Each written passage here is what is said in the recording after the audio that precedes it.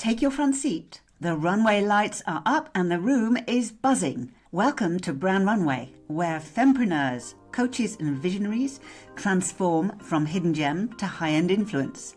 I'm Jenny Parker-Brown, your front row guide to creating your own unforgettable brand presence. Each episode delivers the exact tools and brand direction to make you shine. From magnetic messaging to client attraction systems that feel as natural and delicious as a designer jacket.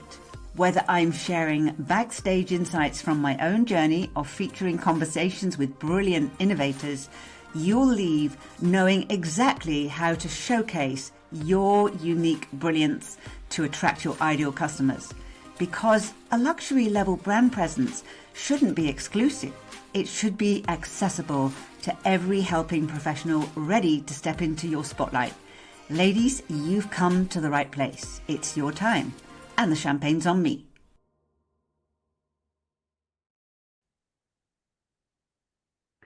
The runway lights are up and the room is buzzing. Welcome to another episode of Brand Runway Spotlight Edition Special Cover Star Feature. Gosh, what to say about my guest today? So much. She's a queen. In fact, she's not a queen, she's a legend. It is my absolute privilege to welcome somebody I have known ever since I've been online, like a really long time, and one of the first people to influence me on the online world about the possibilities, about what we can do with business online. She is known as the Queen of Facebook. She's also known as the Pied Piper of marketing, two names that have followed her around over a very long time. I want you to give me a warm welcome, please, to Mari Smith. Greetings. Thank you so much for having me. I'm really looking forward to our time together. Mari, checked this morning. Actually, I checked something on your Facebook, in your Facebook group, that there was your Facebookiverse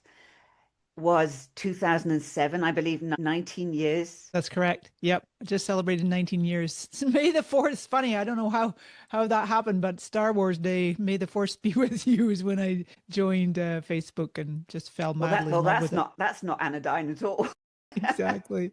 Okay, so I came online. I was online about the same time, but only really getting interested in business and online marketing in 2010, and also dragged into Facebook by my daughter, who said, "This is the latest thing. You've just absolutely got to be on this." And you were already there, so you were already a constellation, you know. A guiding light. So for those, everybody was probably going to know you, but for those who don't know you, you are a veritable legend of online marketing, brand ambassador, corporate consultant, thought leader, and always a champion of small business owners. Now, Spotlight Edition, Brand Runway Spotlight Edition, is really for thought leadership. So I want us to be able to kind of go around the social media bit first, and then talk about your not just your personal journey, but what your own ideas about where we're going with marketing in this incredible AI paradigm. And the first thing that I would love to ask you is, what would your 2026 self say to your 2007 self about social media?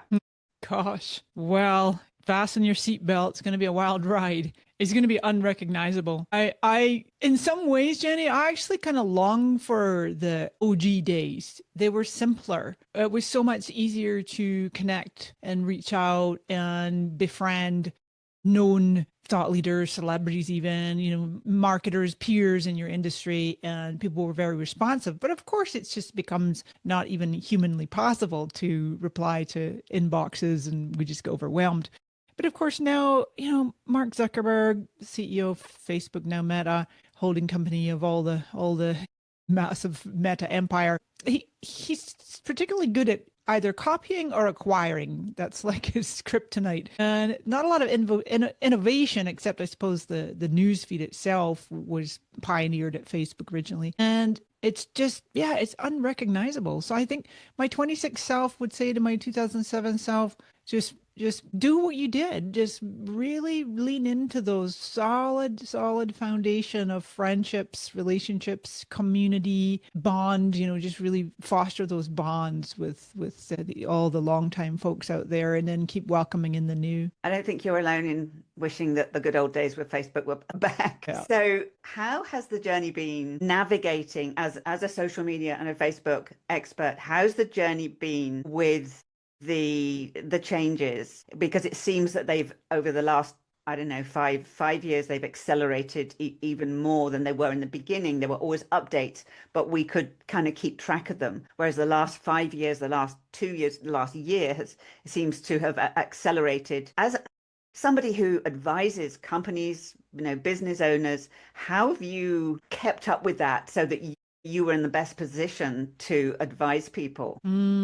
Gosh, well, how I've kept up with it, there's certain industry professionals that I follow as well and learn from. I don't spread myself too thin. I have always primarily focused on organic marketing. I don't particularly enjoy ads. I always joke about knowing enough to be dangerous, but I never position myself as an ads expert.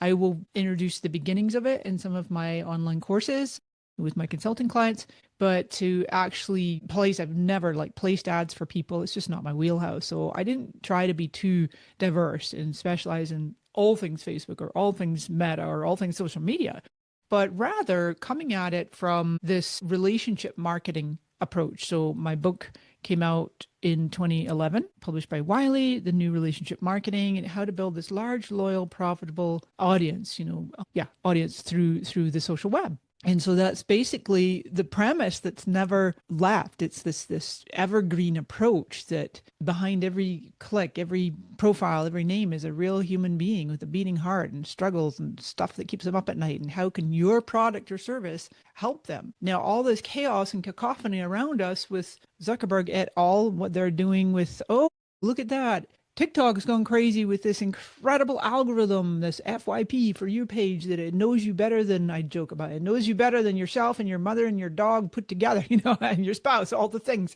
So then it's like, wow, how did TikTok know that that's what I was interested in? This has been kind of like the holy grail that Zuckerberg has pursued on both Instagram and Facebook, such that we now see maybe somewhere between 20 and 50% of your content in your feed is from actual people that friends and people you've chosen to follow. The rest is all recommended for you, suggested for you. And that's the part where if we look at the pros and cons here, we think, oh my gosh, that's just awful. Why can't I see the people that I want? Well, there's ways. You've got favorites, you've got a specific friend feeds, you've got individual feeds on both Facebook and Instagram.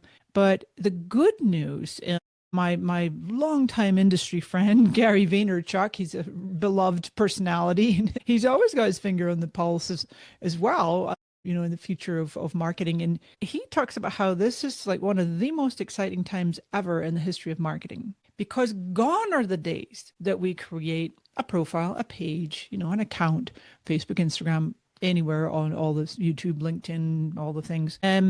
And you trying to grow your followers. Like you have to try, oh my gosh, if we could just attract followers, and we do a like campaign, as it's called, paying for people to like your page. And then you're going to try to reach that particular audience with your content, your offers. No, now anybody with 1 follower, 1,000 followers, 1,000,000 followers could have the next quote viral hit, because your content is seen now, has the potential anyway to be seen by both followers and what Meta calls non-followers. So now you've just blasted through the glass ceiling, if you will, of the limitations of only having your followers see your content.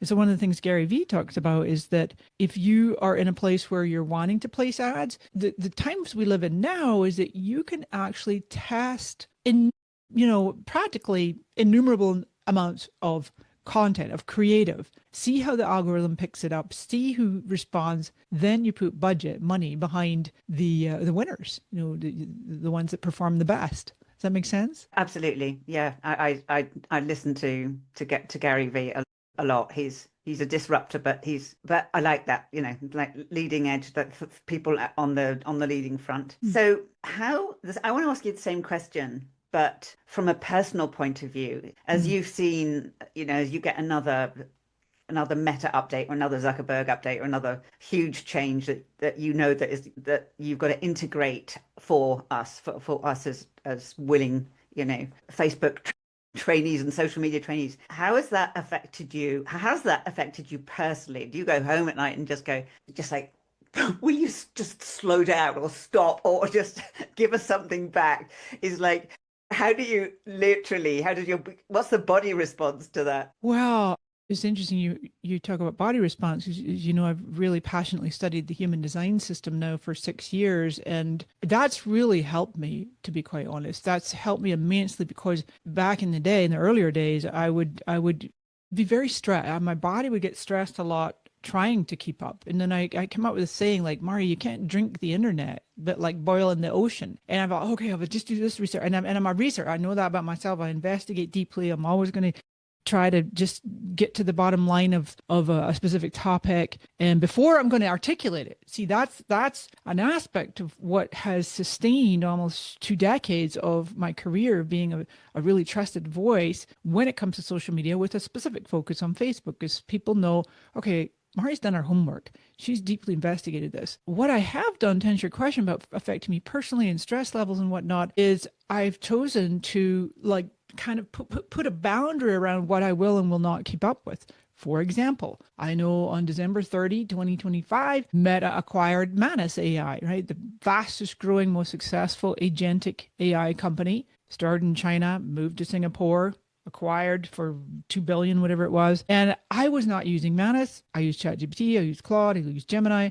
I have not drunk the AI Kool-Aid, so to speak. I don't have a whole bunch of agents running my business and talking to each other. I'm not there yet. If I ever will be, that's the whole part for me with that human touch and being very involved in my business. And we'll see how that shapes up for me. I'm an early adopter with a lot of things, but not to the degree where I'll be the first in line. I always say to people, I'm an early adopter, but I will have done massive amounts of research, testing, trial and error, experimenting, kicking the tires, figuring out what works. Then I'll be like, hey guys, have you tried out this new tool? Or here's a new methodology. That brings me greater peace and lower stress. I just, people want to go learn Manus and how Meta is integrating that. They can go to another expert. Yeah, from serving female founders for years, I've been deeply involved in their own frustrations, aspirations. I'm sure you're aware of it on in your own groups.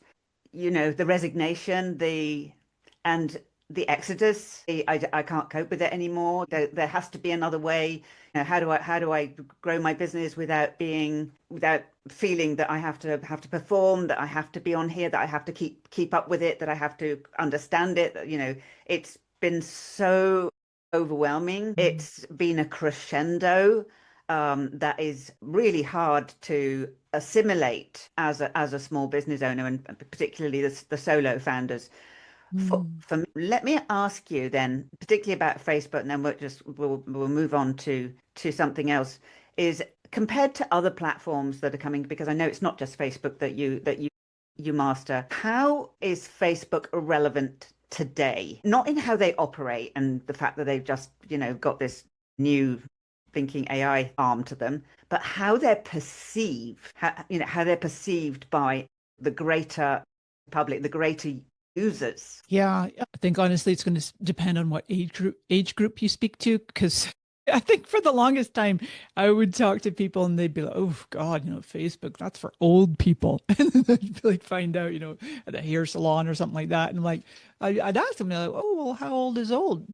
Like 35 and up. I just always thought that was cute. So, but what was coming up for me when you were asking that question, so as of time of this recording, last month, April, I was in Anaheim speaking at the 14th annual Social Media Marketing World. And I've spoken every single year. I'm the only speaker that has, except for my friend Michael Stelzner, who's the founder. And there's an aspect to that of the consistency and the constancy, as we've been talking about.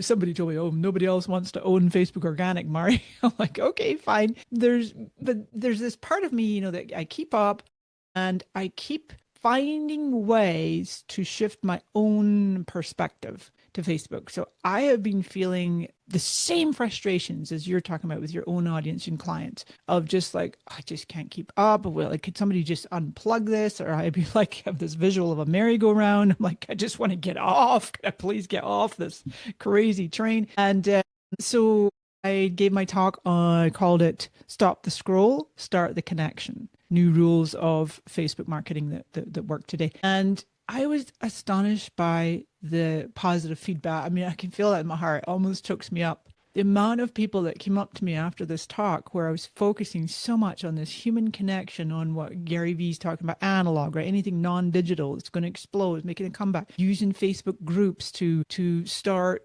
local in person, to actually begin online, but it's really to create more offline and having those in-person connections and just that humanity. People are longing for more humanity in this sea of AI.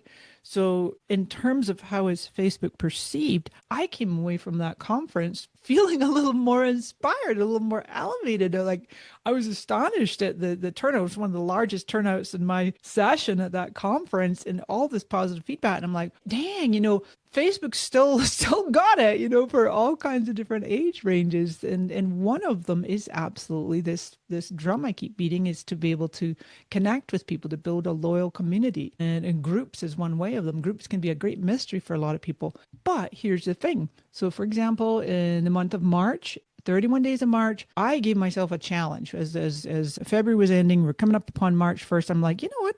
I really need to give myself a content challenge. And I invited my audience to do the same. I'm going to post minimum once a day, because I wasn't. Sometimes gaps, 7 days, 10 days would even go by where I wasn't posting on my Facebook business page. And I'm going to make myself post once a day, a little bit of help of AI. The thing that I discovered, yes, all my stats went up. I got more followers. I got way more, astonishing amount of engagement, DMs, monetization, whatever. I made $56 instead of usual $6. I don't care about the monetization part. But what that also showed me is that it's just not sustainable for the vast majority of people, including myself, because I refuse to have someone else do my content for me. And I don't want to be chained to my computer. And the vast majority of the time I spent in March was actually engaging and replying to comments myself personally. Sometimes I spent an hour, a couple of times I spent 2 hours in one day just replying to people. And I'm like, okay, this is great. This is building incredible relationship equity. That's a good thing. But we got to be running our businesses as well, So hopefully I answered your question. It really depends what lens you're looking through. I think generally people really despise Zuckerberg. They're over Facebook. They're frustrated with all things Meta. And I've thought this for years and years, Jenny, that there's an opening for a much better platform to come along. Thought maybe it was Blue Sky. Nope, that seems to be not the case. Certainly not Threads, because that's owned by Meta. But I don't know. There just feels like there is an opportunity, and who knows if one will ever come along to replace it. Certainly. What is also tied to this question is this, and I pulled this off your website, because you had it in bold, is content is king, but engagement is queen, and she rules the house. Yes. So this is something that I've really leaned into, the content marketing, because it's another thing that makes you feel incredibly weary. That's right. Like coaches, consultants, small businesses, is the have to create content to be able to do anything, and I feel that era is passing. I really feel that era is shifting. I think Gary Vee might have actually mentioned this. Certainly, there's a couple of big people on YouTube who have told this. There's a lot of people on YouTube who are beating this drum about content. The kind of death of content. And so I'm interested in the whole reprioritizing of engagement and what that looks like, as well as time, because you're right, it is rewarding to have conversations and comment and notice people and connect with people and have people connect with you, but it is also incredibly time consuming. So maybe we're building this whole new world from the inside. Yeah. There love There that. you go, Pied Piper. I love it. I love it. Well, interestingly, what you're describing in some ways feeds into what Meta wants us to do. It all starts with content. Nobody typically engages with a blank wall, a blank profile, something. And it doesn't have to be, just a couple times a week, or there's no hard and fast rules to how often you post. But what Facebook is or Meta is wanting is this engagement across all their platforms, but then where the conversion takes place to becoming a warm prospect to an actual paying customer is in the DM box. So a popular strategy on Instagram in particular has been like the comment trigger, because you can't put links in your posts. So now you go, comment the word whatever, I'll send you this thing. A lot of people do that. I don't. I've tried it over the years, but a lot of people do that and works very well. Similar on Facebook. But I think between a Facebook group and getting people into the DMs, whether it's Facebook Messenger, Instagram DMs, or WhatsApp, that in and of itself is a really powerful strategy with just minimal content going across whatever platforms you choose. I mean, I'm a big fan of YouTube. I always joke that the YouTube algorithms get me better than any of the rest of them all put together. It's like I've never opened up my YouTube app on my phone, and I often watch a video, I'll put my makeup on or something like that, or just podcast, you name it. And I rarely ever open up like there's not something there instantly that I'm genuinely interested in. And there's a wide, diverse range of interests. I'm like, thanks, YouTube. I wish Facebook could get this. Facebook just seems to feed you garbage. Yeah, YouTube is absolutely phenomenal for that. And always, you're absolutely right. Always in the morning when it's really inconvenient. And you think, why don't I find this stuff when I connect in the evening? It's like, okay, I know I need to start now, but there's just that short I need to watch. Yeah, Yeah, exactly. yeah, okay. So I know this is quite a big shift for you. I remember the time when this came, that you not just became qualified in human design, you've actually mastered human design. I would love to know how human design has influenced the way you do business, and how you train your clients. Yeah. Well, human design, it's been around since 1987. It'll be 40 years next year. I began to study it earnestly in late 2020, although I'd had my first reading in 2003. None of it made any sense, went right over my head. All I could remember is the analyst said to me, Mari, you have a really busy mind. It's probably hard for you to meditate. I'm like, yep. Not like the goal is to have no thought, but so it just kind of danced in and out of my life, and I just really feel that it's always a matter of timing. I mean, I can literally look retroactively back through my major cycles. They happen from age 30, 40, 50, 60, etc. From, every decade starting age 30, we have these major life cycles. And so my Uranus opposition, as it's called, just around age 40, was right around the time I joined Facebook. So my life theme is explanation of all these activations, all these planets in my channel of structuring my knowledge in my throat. And so explanation is my life theme. Take complex things, break them down, make them understandable, palatable in a way that essentially ultimately mutates people. They're changed because of what I can explain. At age 40, this additional life theme came in called contagion. It was just like literally within days of me joining Facebook. I learned this retroactively, as I say. So then fast forward to around my Chiron, which is around the 50, and I could feel this unsettled sensation of not being as satisfied with my career.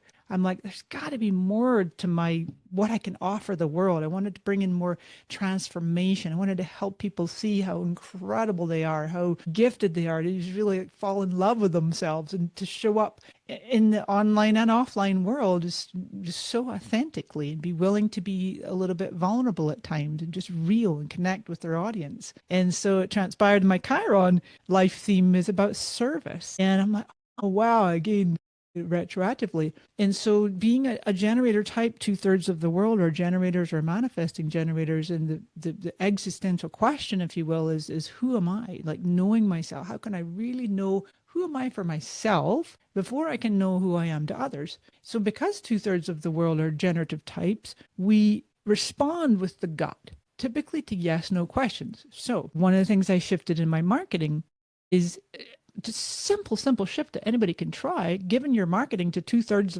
of the world that are generators, is your calls to actions.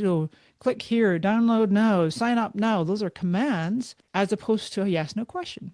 Would you like to join us? Does this feel like a fit? And then also allowing the inner authority for almost half the world is that emotional solar plexus, taking their sweet time, sleeping on it, waiting for that emotional clarity to emerge, which is something that really just gets my goat, as the saying goes, to so much of marketing online and offline is very heavy urgency, pushing people to decide now, run to the back of the room, get your credit card out now, countdown timer, midnight tonight. Some of those tactics work, sure, for some people, but what ends up happening, you get a lot of emotional decision makers being spontaneous and jumping in and then regretting it. So you can put in your market things like, take your time. Does this feel like a fit? When it's ready for you, reach out to me if you have questions. It is so honoring, because now I'm honoring me. This lights me up. I want to lead this program. The folks that it's correct for will resonate, will be drawn to me, and I'm allowing them space. I'm creating, in essence, like a container for them to know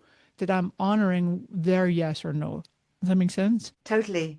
And I feel that it is part of a new era, which I can see that we've come from the era just kind of around that time between 2007 and 11 Mm. was the age of inspiration. Then we had the age of information. Then we had the age of education. And Mm. now I feel like it's the age of activation with Mm. bringing in these other subtler ancient modalities into business. And countering that, what did you call it? The pushing, the urgency, Yeah. all of that, and bringing it to the point where people understand that there's something that's going to be transformed in them, as you Mm. described how you lived it, a Mm. transformation, not just something that's gone into your head that you're about to implement. Gosh, this is some I could talk about this for hours. It's something that I'm really, really, really interesting, and I know my audience love human design. I've got Oh, so many good. colleagues, collaborators, clients, just who love, and they ask me, "Do you know what you are?" Yes, I do. Thank you. So yes, I do think it's timely and a beautiful evolution, and it's not marginal anymore. I think it's actually going to Mm. become more mainstream. Definitely. So especially with voices, influencer voices like your own, who advocate for these subtler realms of wisdom to bring into our journey as an entrepreneur. Right.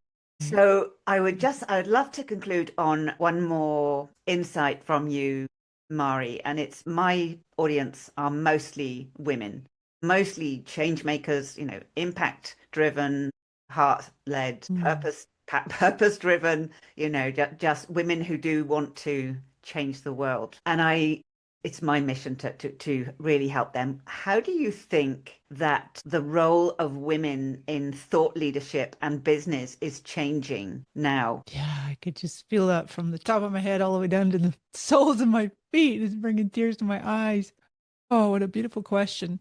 I do feel that this is where the human design system and marketing and business it all dovetails together beautifully, because it's when you can really what Ra Uru Hu, the founder of human design, has said that one of the sole purposes is to fall in love with yourself. And there's so much like the monkey mind, the shadow self, the not self mind chatter that doubts and holds back and judges and, oh, can I really go for it? And I feel that this new era that we're going into, really starting in February 2027, there's going to be the beginning or the completion of a 412-year cycle and the beginning of a new one. So the last 20, 30 years, all of this, what appears to be, chaos, and we're in labor pains. We're giving birth to a new cycle. It's an astonishing time to be alive. And so with this aspect of more men and women in particular, it's the feminine's time. It's the feminine energy to be able to claim back sovereignty,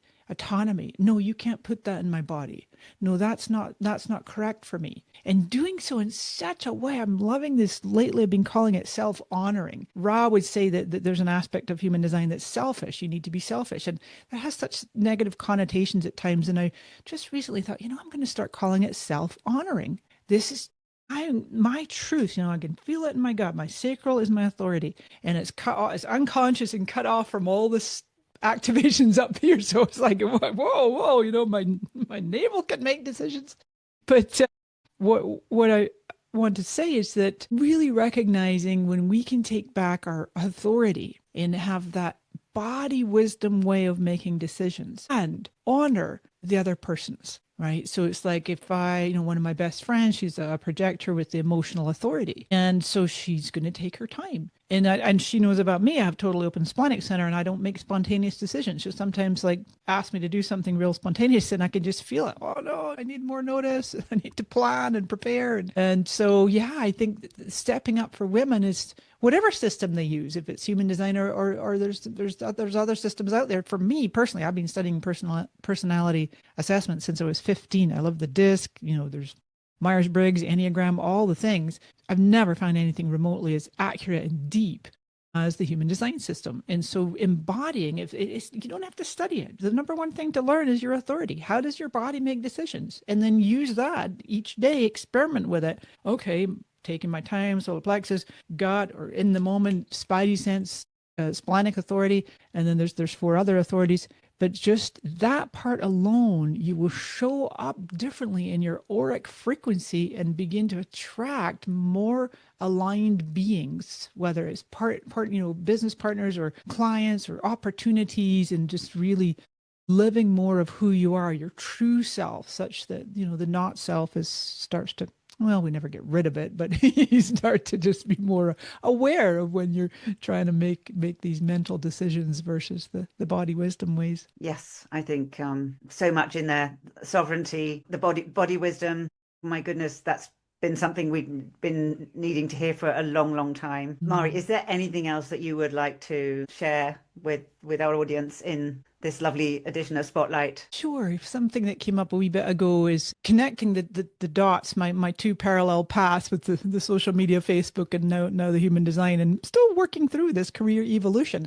But I want to mention a couple of documentaries that your audience might enjoy, your readers and listeners. So the Social Dilemma came out in 2020, and they interviewed Tristan Harris, one of the co-founders of the Center for Humane Tech. You're probably familiar with him. And then just recently, a couple months ago, the AI doc came out, and that's called How I Became an Apocalyptimist. And that's the thing with AI. There's incredible optimistic, life-changing aspect of it, and then there's also this apocalyptic side. And Tristan Harris again was in that documentary, and one of the things that Tristan is such a champion for, I can start to feel that again behind my sternum. I just love it because it's so in alignment with my own beliefs, is what he calls the human movement. And so in this incredible sea of AI and manipulative algorithms and this addicting technology that's trying to suck us into this black hole of forever infinite scroll, it's like, no, take back control. That doesn't feel good in my body. How can I show up more human using the internet and technology to a certain degree, and then focus on more of this analog, this in-person, enjoying this beautiful, palpable connection that we get when we're in aura with people. One of my favorite organizations is out of Europe. Maybe you've come across it. It's called the Offline Club. And they have an Instagram and a website, but it's these groups of people that get together in a park or a library or a cafe, and they play games or puzzles or read books, and there's not a phone in sight. There's no tech allowed. And I'm like, yes, bring that on. So yeah, I think the number one thing, Jenny, is just to be true to yourself, understand yourself and others. I mean, the projectors are really here to learn about themselves through the other. It's a projector's time. We need the 22.5% of projectors to guide all that sacral buzz energy. There's going to be a lot of generator types out there who are going through major transitions, job losses, confusion, AI taking over, and they're going to really need a lot of guidance. So that's the good news. This has been absolutely stellar. Such a wonderful, precious moment to explore with you. what we both love, which is humanity and business and the online world, and how to live well in all of it and thrive. So I Yes. really want to thank you so much, Mari. We are going to do a fantastic job of sharing this with the world. This has been just such a beautiful conversation, but a Mm, worthy one that is evergreen. So thank you so much. my pleasure. Thank you for the invitation. I really, really appreciate it.